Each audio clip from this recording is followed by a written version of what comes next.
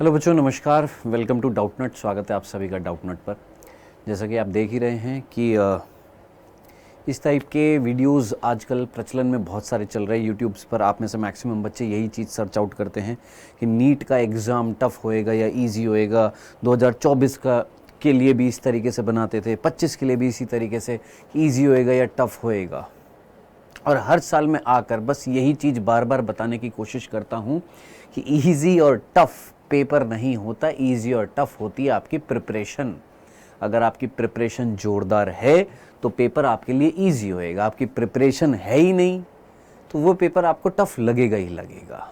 ठीक है, तो हो सकता है अलग अलग लोगों के लिए, अलग अलग टीचर्स के लिए अलग अलग सोच हो सकती है। मेरी सोच सिंपल सी है, अगर सिलेक्शन हो रहा है बच्चे का, इट मीन्स उसके लिए वो पेपर ईजी था इसलिए उसने निकाल दिया।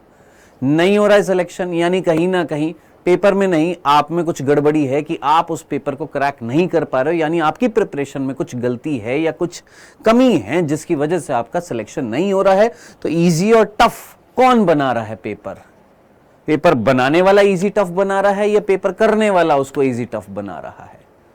तो पेपर करने वाला उसको इजी टफ बना रहा है। नंबर ऑफ स्टूडेंट्स ज्यादा सेलेक्ट हो रहे हैं। नीट 2024 में कितने सारे बच्चे थे जो फर्स्ट रैंक लेकर आए?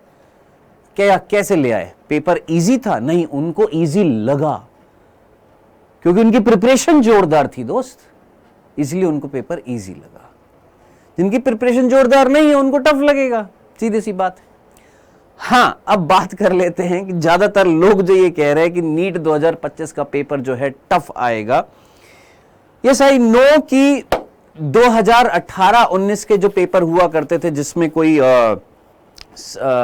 आपका पार्ट बी या सेक्शन बी नहीं होता था, 90 क्वेश्चंस बायो के होते थे, 45 आपके केमिस्ट्री, 45 फिजिक्स के होते थे। जैसा जेई में अभी अभी हुआ है, सिनेरियो चेंज हुआ है, पार्ट बी हटा दिया गया। होपफुली नीट के पेपर में भी ये सेक्शन बी जो है वो हटा दिया जाएगा। चांसेस हैं, बहुत ज्यादा चांसेस हैं, है ना। तो अगर वो हट गया तो उस कंडीशन में हम ये बोल सकते हैं कि जी जनाब, पेपर जो होएगा उसमें आएगी टफनेस आएगी।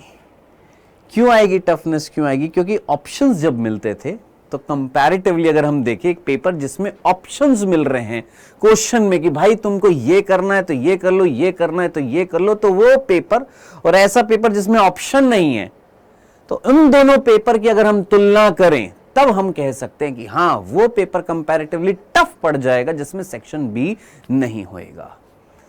अब मैं यहां पर एक तरीके से भ्रम फैला, पेपर आएगा टफ, पेपर आएगा टफ, पेपर आएगा टफ, वैसे ही तुम्हारा मोरल डाउन हो जाएगा यार, है ना। बचे कितने महीने हैं, इस टाइम पे तो पॉजिटिविटी लानी चाहिए।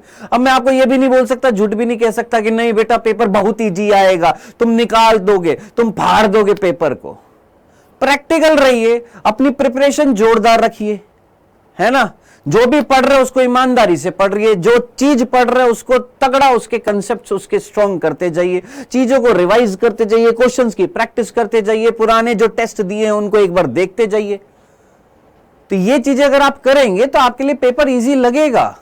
और जिनके सिलेक्शन होते हैं जरा उनसे जाकर पूछिए उनको पेपर इजी क्यों लगा था? क्योंकि उनकी प्रिपरेशन जोरदार थी, उन्होंने क्वेश्चंस की प्रैक्टिस जोरदार करी, उन्होंने सारे के सारे मॉक टेस्ट दिए, लास्ट में रिवीजन किया, एनसीईआरटी को घोटकर उन्होंने अच्छे से एक एक लाइन को उन्होंने जबरदस्त तैयारी करी। तो क्यों नहीं हुआ सिलेक्शन? बिल्कुल हुआ। अब बार बार बार बार ये कहना paper easy paper tough, paper easy paper tough, आप ही डिसाइड करोगे कि आपने पेपर को इजी बनाना है कि टफ बनाना है। पढ़ाई करोगे तो इजी लगेगा, नहीं करोगे तो हर चीज टफ ही टफ लगेगी। ठीक है, सर्दियों में सुबह उठना टफ भी होता है और कईयों के लिए सब सर्दियों में सुबह उठना इजी भी होता है। तो वो इजी और टफ कौन करेगा? अपने लिए आप ही करोगे।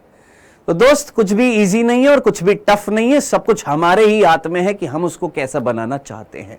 रही बात जो मेरे को बतानी थी, यही थी बेटा प्रिपरेशन करना स्टार्ट कर दो, अभी भी टाइम है, मौका है, दस्तूर है। ठीक है, और ये मौका कब हाथ से छूट जाएगा पता नहीं लगेगा, कब नीट का पेपर पास आ जाएगा, नजदीक आ जाएगा और आपको लगेगा कि यार हमने तो कुछ भी नहीं पढ़ा है, हमारी तो प्रिपरेशन कुछ भी नहीं है।